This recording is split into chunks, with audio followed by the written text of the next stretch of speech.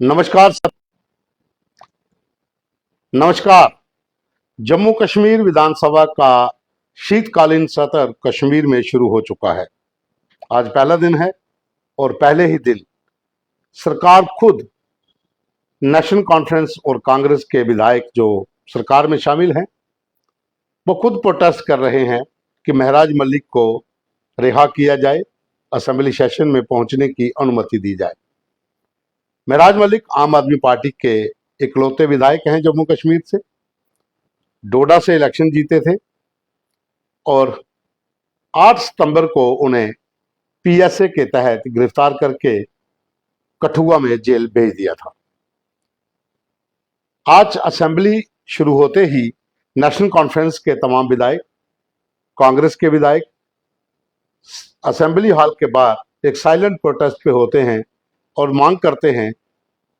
सरकार खुद सरकार से मांग कर रही है कि उन्हें असेंबली सेशन में पहुंचने की अनुमति मिले और उन्हें रिहा किया जाए।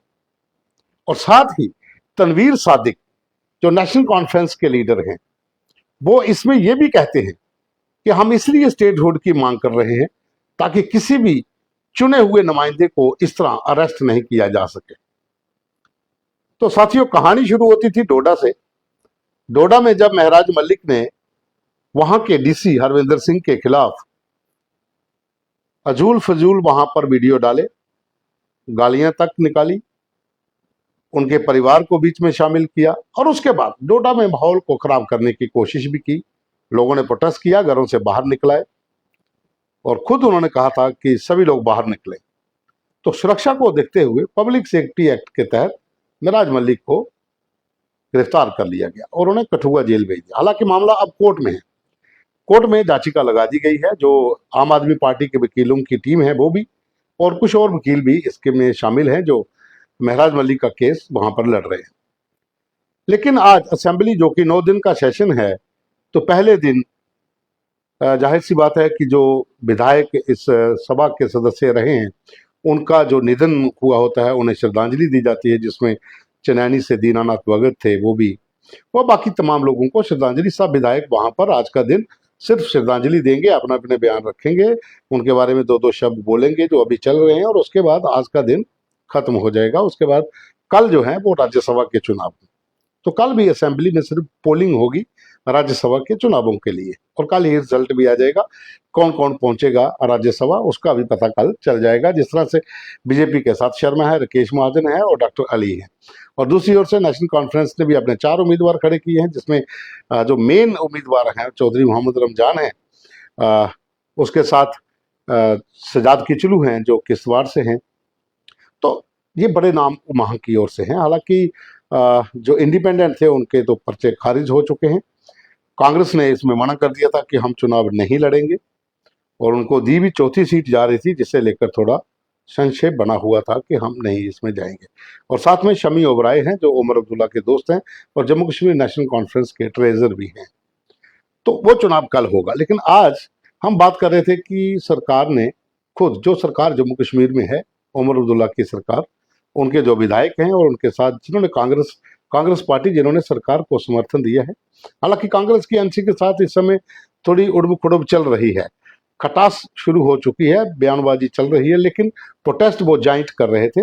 और ये प्रोटेस्ट था कि महराज मलिक जो डोडा के विधायक जीते हुए हैं वो इस समय कठुआ जेल में हैं, उनको रिहा किया जाए ताकि वो असेंबली प्रोसीडिंग में हिस्सा ले सके और कल के मतदान में भी हिस्सा ले। हालांकि वो अब होना तो नामुमकिन है क्योंकि वोट डालने के लिए उनको पोस्ट के जरिए वोट डालने को कह दिया गया है। उनको जो मत है वो लेटर भी भेज दिया गया, वो वहीं से अपना वोट उन्होंने कास्ट भी कर दिया होगा जो कल वहां पर काउंट होगा। तो सवाल अब ये है कि महराज मलिक जो कि डोडा के विधायक थे, जिन्होंने उस समय सितंबर महीने में वो सुर्खियों में रहे थे, 8 को तो उन्हें अरेस्ट किया गया, लेकिन वो अगस्त 20 से लेकर 7 सितंबर तक वो काफ़ी सुर्खियां उन्होंने बटोरी सोशल मीडिया पे। वो डीसी हरविंदर सिंह के खिलाफ या तमाम जो पार्टीज बीजेपी के खिलाफ, अलग अलग एडमिनिस्ट्रेशन के खिलाफ वो लगातार वहां पर वीडियो डालते रहे और वहां पर माहौल को भी खराब करने की कोशिश की। जैसा कि सुरक्षा एजेंसियों ने जो इनपुट्स मिले उसके आधार पर जो एफआईआर थी उनको ध्यान में रखते हुए उन्हें पीएसए के तहत जेल भेज दिया था। तो आज उन्हें रिहा करने की मांग जो है वो सरकार खुद कर रही थी असेंबली सेशन में, पहला दिन, और कांग्रेस के एमएलए भी उनके साथ है। और उसके बाद तनवीर सादिक ने मीडिया से जो कहा कि एक जीते हुए नुमाइंदे को आप इस तरह से गिरफ्तार नहीं कर सकते, आपने उनको जेल में डाला है, तो हम चाहते हैं कि आप उन्हें रिलीज करें। और साथ ही उन्होंने कहा कि स्टेटहुड हम इसलिए मांग कर रहे हैं कि किसी भी चुने हुए विधायक को इस तरह से आप अरेस्ट नहीं कर सकें, ये इसलिए हम जो है स्टेटहुड की मांग भी करते हैं। खैर वो चलो केंद्र के हाथ में मामला है, क्या होता है क्या नहीं होता है। लेकिन इतना जरूर है कि आज असेंबली का पहला दिन है, वहां पर ओबेचरी के साथ आज का दिन खत्म हो जाएगा। कल राज्यसभा के चुनाव होंगे और प्रोसीडिंग जो है वो बाद में संडे की छुट्टी के बाद वहां पर जो गर्मा गर्म माहौल आपको देखने को मिलेगा, विधानसभा के भीतर हंगामा भी होगा। लेकिन एक कमी तो वहां रहेगी कि महराज मलिक इस बार विधानसभा के भीतर नहीं होंगे।